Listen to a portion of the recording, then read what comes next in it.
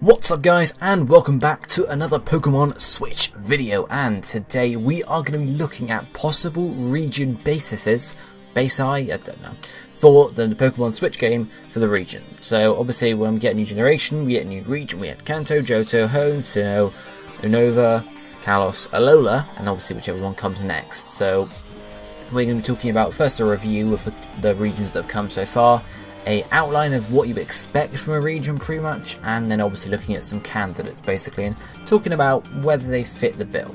So to start, as I mentioned, we're going to review what the region bases have been so far. So of course, starting off, we look at a continent map basis. We have first Kanto. Kanto is based on an area in Japan, as was Johto, and as was Hoenn, and as was Sinnoh. All based on different areas in Japan. Of course it makes sense because it was a Japanese company and stuff, yeah, all that stuff there. So that's that. But of course, moving on to Unova, this was based on the US, more specifically New York itself and Manhattan, the actual sort of design of the region itself. Then moving on to Kalos in France, because we know it's based on France. And then finally, of course, Alola being based on Hawaii. To mention one or two other games as well, we have Colosseum, which was based on Arizona, another US state, and then we have the Ranger games, one of which possibly is based on Italy. Well, that's a very tenuous basis, and the other two which are based on areas in Japan, so all three could be Japan as well. Which leaves us with basically a few untouched continents. For example, South America, Africa, and Australia have had basically no bases at all and not even been touched on. So those three pretty much seem quite ripe for them to actually dive in. You could have South America be Brazil, you could have Peru, etc. Africa could be basically any African country. And Australia, obviously, you could have just a region based on Australia or one based on New Zealand, or we'll talk more about that later on. So those are sort of what we've seen so far. So if we want to go for a new one, yes, okay, go for South America, Africa, or Australia. However, there are areas in the existing continents that have been touched on that really offer a lot more area to sort of touch as well. Obviously Europe, yes, we just had Kalos in France, but there's also other countries in Europe, of course, that are all vastly different. You have UK, Germany, you've got Switzerland, you've got maybe there's loads of different areas, like Italy, of course, if it's not based on one of the Ranger games. Of course, also, with North America, you have all the other states in North America to look at, which could possibly be drawn as basis for some. And then, of course, Asia has got a load more too. You've got Russia, you've got all the Asian countries, of course, as well as moving down to like China. You could even have a game like fully on China, since they, of course, they do support Chinese now in the games, so that would make maybe a bit more of an argument for that. But you guys get the idea. There's a lot of the areas in the world to be touched on. We're not going to run out of countries anytime soon.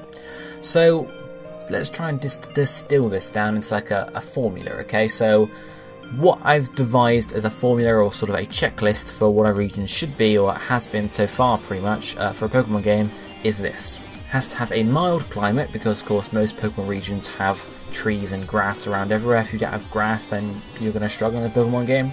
So a mild climate for the most part. Mountain areas, because we want some caves. Maybe you can have singular mountains, or you can have long mountain ranges. So of course you have Mount Coronet and the mountain range that accompanies that in Sinnoh, or you have singular mountains like Mount Moon in Kanto, for example. Cold area or cold areas. So you at least want one cold area in a Pokemon region, of course, to be able to catch some ice type Pokemon. The earlier games that didn't have as many ice types, of course, didn't need this, but we'll look at that in a second.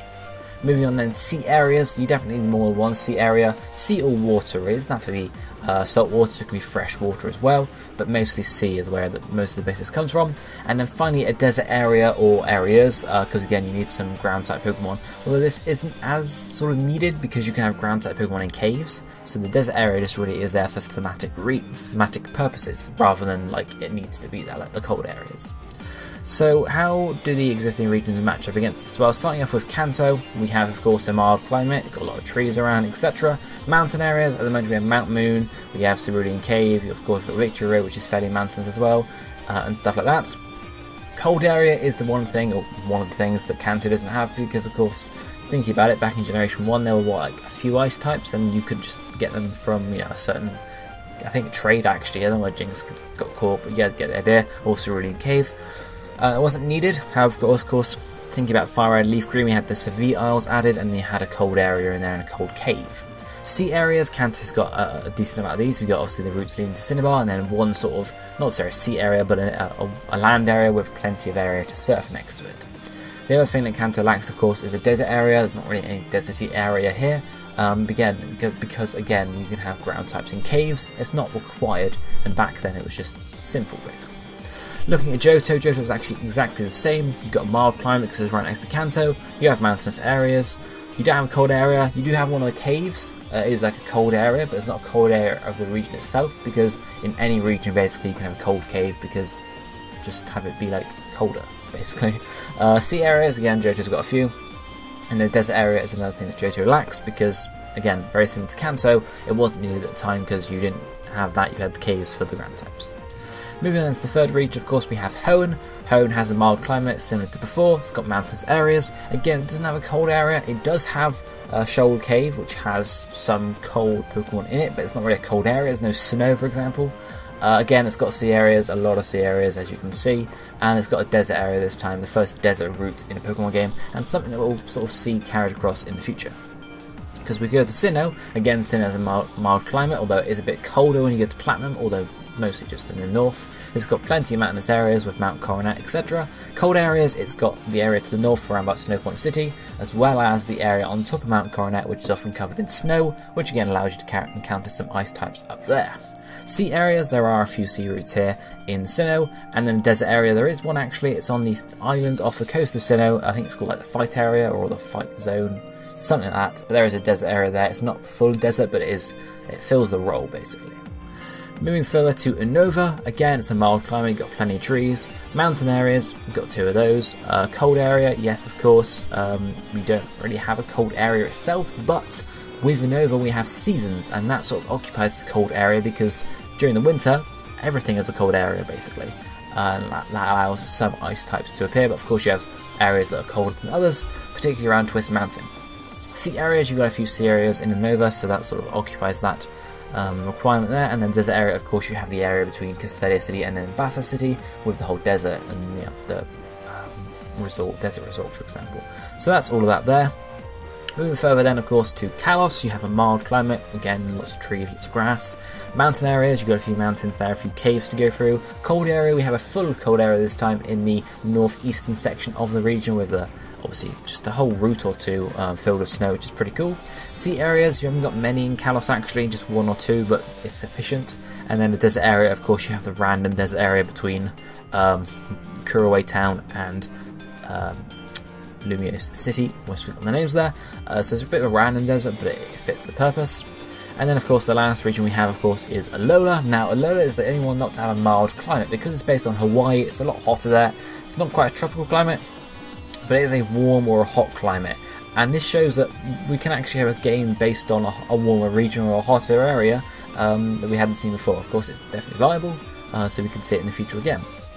Mountainous areas, yes, we have three or four of those, one on each island basically. Cold area, you have basically just the one on top of the last mountain, Mount Lanakila I think it is, so you got like a route or two of some snow there. It's not a huge area, but it suffices to say that works, although of course the criticism is it's right at the end of the game, so if you want to use an ice type you can't really get one to use in the story. Sea areas, there are plenty of course around the different islands, and then desert area, of course you have the desert on I completely forgotten the name of the island, but you guys get the idea. That's sort of the formula that fits most of the regions nowadays, most of the main game regions at least. But of course, as Alola shows, you can have a region with a warmer climate. Whether you can have a colder climate, we don't really know. Like, you can't really base a whole region on Antarctica very easily without huge changes to the region itself. So, what case studies are we going to be looking at today? So I've picked out 5 different countries or states for us to look at and decide how suitable are these for a region in a Pokemon game. We have the UK, Spain, Egypt, Oregon in the United States, and Indonesia. So I've chosen a good smattering, 2 European countries, 1 African, 1 North American, and 1 Asian. Of course, I've also missed out South America and Australia, but there's some ideas we can look at in a future video. So I looked at the UK because it's the UK, why not? Spain because it's close to sort of France, so it's a good sort of another European mainland country to look at. Egypt to look at an Egyptian, or not Egyptian, an African country.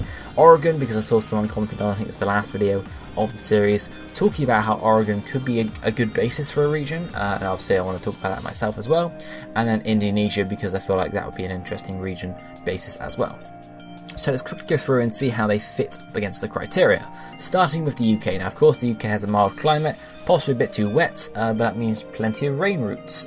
Mountainous area-wise, if you look at the topographic map of the UK, you can see we've got plenty of mountains in Wales, as well as up north and in Scotland. So you could definitely have two mountain ranges going on in Wales and Scotland. Cold area, definitely up in Scotland you can have snow on those peaks up there, so that sort of suffices for the cold area there. Sea areas, you've got plenty of sea around the UK, so you can have a couple of sea routes between the mainland and Ireland and Northern Ireland, as well as obviously just around different areas as well. One thing to note before we go any further, of course, is if they were going to do a region basis on the UK, it would more than likely be a region basis on the British Isles instead of the UK. Now, there are a few different terms. There's the United Kingdom, there's Great Britain, and then there's the British Isles. British Isles is the best one to use because that includes the Republic of Ireland, and of course it would be a bit weird to leave it out entirely and have like a small island rather than the whole island. So probably on the British Isles itself, which means including Southern Ireland, not Southern Ireland, the Republic of Ireland of course, or just Ireland, so that makes sense there. Anyway, the only lacking thing here is the desert area, of course, because we have no desert in the UK, although as we saw in France, you could just add a desert somewhere. So one idea I had was maybe you just extend a beach area in this region here and have like a sand, sort of like maybe the southern area near Plymouth and Land's End, you have like full desert and just beach area, for example. That's one idea. So I've also picked out a few images from online. You can see the UK style as a Pokemon region with a few different examples there. So I could definitely see it happening. It would be really cool, I think, especially for me because I live in the United Kingdom. But because it's a well-known country, I would say, you think about countries that everyone knows about. Of course, the US makes sense. The UK. I mean, people know about most countries, but when you think about bigger countries, you think about the UK a lot. Not just because I live here, but yeah. Moving on. Let's look at Spain. Now, Spain, of course, is down towards the south of Europe. Again, it doesn't have a mild climate because it's a lot warmer. So, as we've seen with Alola, however, that's not a downside. You can definitely make it work. Mountain-wise, it definitely has some mountainous areas. With the topographic map, you can see again we have a nice few mountains in central Spain, as well as a lot up to the north, where it joins to France. Cold area, those mountains aforementioned up joining France often have snow on those peaks, so you can definitely have a cold area in the north of the region. Sea areas, you can see over here we have the island of, I don't know what the action, it's not the island, is it? It's the Balearic Islands, there we are, it's not just one, it's several. So you could definitely have a few sort of routes leading to those, so you've got Mallorca and Ibiza, for example. You can lead over to those and join those up, for example. And of course there are several deserts around Spain, so we've got some deserts sorted there, just got to exaggerate them a bit. And again, you can see a small graphic here of Spain stylized as a Pokemon region in terms of like the flow of the routes around the region. Moving on then to Egypt, the African region. Of course the climate is not mild again, but it could work. Maybe a bit harder for Egypt because it's mostly desert, mostly sort of dry as opposed to trees and whatnot, but the one idea I was thinking about was maybe have most of the region based around the River Nile and you sort of work off of that, and then you have a few routes off to the west of it that sort of leads to like harsher conditions, for example. Mountain wise, there are definitely a lot of mountains in Egypt you can work on, so down by the Red Sea, as well as obviously to the sort of, I guess, peninsula section to the northeast. And these mountains in the northeast often have snow on these mountains. They're called the Sinai Mountains, so you can definitely have a cold area over to the northeast there. In terms of sea areas, again, as I mentioned, you have the Red Sea, so you could definitely have some sea areas going along to the Red Sea, maybe, as opposed to, coming down just on the land. You could have the sea route down there, and that would sort of make up that area there. In terms of desert area, well, that's not hard to think of. You could definitely have the western area of the region be some form of arid and dry land with plenty of desert routes, some with sandstorms, some with not, and that could give it some variation in terms of something we haven't seen before. Moving then to Oregon, one of the states in the United States. As I mentioned, someone put this in the comment section. I figured I'd pick it up because it's a good study of how almost anywhere is a good sort of basis. So Oregon has a generally mild climate, so it fits that. Mountain-wise, it's got plenty of mountains across the whole state, so you can definitely look at that. Cold area, again, you have some northeastern sections with some colder climates, so that would definitely work there. Sea areas, you have of course the west coast, so you can definitely have a route or two there. That's the only one that Oregon really struggles on a bit here, because you have only one side of the region, or one side of the state, that actually joins to seawater or to any large body of water. So that would be your only problem really, because it's mostly landlocked, but it could still work. And in terms of deserts, you have a lot of dry or arid sections In Oregon, especially again the north and eastern, in the summer it's very dry, so you could have some desert area in terms of northern or the eastern areas of the region. And then finally we have Indonesia, which of course is an Asian country. So the climate again, not really mild, it's more tropical actually here, but again it could work. Alola gave us some hotter climate, so you could definitely have a step over there to go to tropical, lots of jungles for example, which would be pretty interesting. Mountainous areas, there are definitely plenty of mountains around the Indonesian islands that you could obviously join up, and of course we have Malaysia, you have the Philippines, and you also have New Guinea there, Papua New Guinea, which you could definitely join up and have like a, rather than just basically Indonesia, you also join up a few other different countries to actually just pull it all together. In terms of sea areas, that's really no contest there. You can have routes leading between these islands, and similarly for a desert area, you could have sort of one island that you designate as like a dry or a deserty island, which could facilitate that there. Again, here's another image of someone who's actually taken this idea and sort of, they've obviously stylized the region a bit, because you can see the main islands are actually joined up to form one larger area, which is definitely something they could do if they struggle to find, you don't want too many sea routes like home, so it's definitely a sort of solution there. So that's the main basis of it, but one other thing, of course, that will definitely be taken into account with any region that's designed is culture, because of course Kalos has a lot of French references and French culture in, so of course the country it's being based on needs to have some form of culture. Of course, almost any country has culture, but you want some rich culture just to have lots of basis on. Of course, in the UK you've got plenty of stuff to draw from. Of course, the first thing that comes to mind is the royal family and Parliament and all that tea sipping, which you could definitely do something with. But there's lots of other stuff in the UK you could base it off. You've obviously got Shakespeare, you've got Harry Potter, which you could get some references in there. Folklore is a big thing as well, like Stonehenge, Hadrian's Wall. You could definitely have some good structures built there.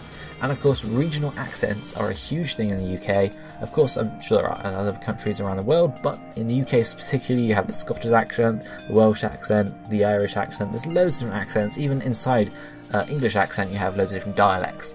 Now, thinking about voice acting for the Switch, which is again probably another video in the future, that could definitely come to play there. In terms of Spain, of course, you have Spanish culture. You've got flamenco dancers, you've got cuisine. There's plenty of stuff to pull from Spain there. Similarly for Egypt, you've got the pyramids and the sphinxes, which could be a big basis for like dungeons and caves if they were to do an Egypt basis. Oregon, of course, very similar to most other US states. It's not, I've never been to Oregon, so of course there is some specific culture, but in terms of when you think of Oregon as a US state, you don't really think of anything specific, as opposed to Spain when you think of like, Spanish cuisine. So Oregon really got some Native American sort of ties there, but apart from that, nothing too sort of delicate. And then for Indonesia, of course, you've got plenty of traditional stuff, so it's dance, music. The architecture is also pretty cool in Indonesia, so they could definitely have some ruins and whatnot to sort of build off of there. So that's sort of the review of a couple of different areas and how they could work as regions. I think any of these 5 would work as a region. Of course, maybe just some slight adjustments for some, like give the UK a desert, give Oregon maybe some more water areas, but they would definitely work. But what's actually been going on in terms of, Pokemon? Well, Junichi Masuda in October of this year, just before Ultra Sun and Ultra Moon came out, actually went to the south of France. He was there for a few days, and he was visiting some areas. Now, of course, you might think, well, he's gone on holiday, hasn't he? That is a possibility. We're not confirming anything here. However, this picture here, which was taken by a fan here, shows Junichi Masuda as well as Shigeru Omori. Now, if you don't know who Shigeru Omori is, he was the director for Sun and Moon, or at least Sun and Moon, which definitely means he worked with Junichi Masuda on Pokemon games.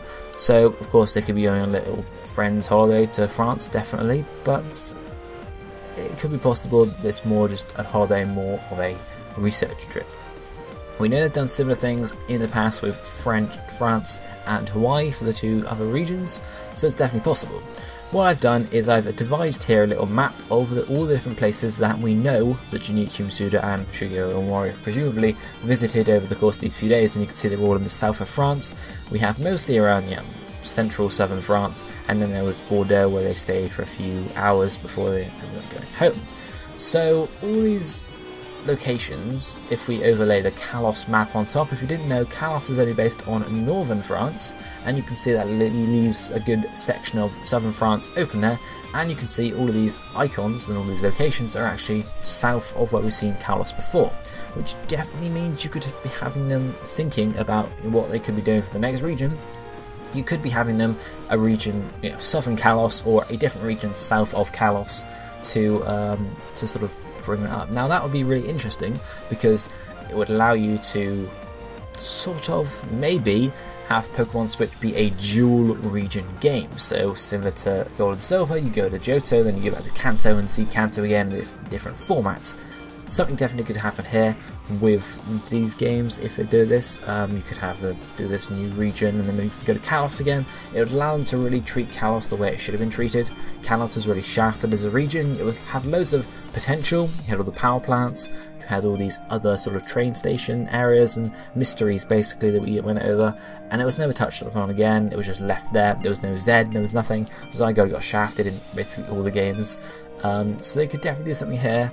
Have you do, like, you know, this new region and then visit Kalos in the post game and have a new sort of story for Kalos, give Zygarde some proper treatment, and it might work really well. So that's definitely one possibility there, especially because it seems like most of the areas and locations visited would do with prehistoric times. So a couple caves they visited have like prehistoric cave paintings in them. They also visited the Museum of Prehistory in one of the French towns. So this could be a potential sort of, you know, looking at the area they visited as well. It's sort of northern in the mountain area, so maybe have some mountainous towns that are based on prehistoric villages or something like that. Or going even crazier, they might be making a game set in the past. Who knows? But those are obviously just some thoughts there. So that's what we need to talk about now, is next video's topic, and that is going to be format. The question accompanying it being, will Pokemon Switch be single or dual games? What I mean by this is, are we expecting, you know, X and Y as a, you know, dual game release reveal, for example, or are we getting a Pokemon Switch, just a single game? There is some depth to this, so let me know your thoughts, anything that jumps out sort of straight away to you on the topic in the comment section below. But this will be it for today, so I shall see you next time. Thank you for watching. Goodbye, my friends.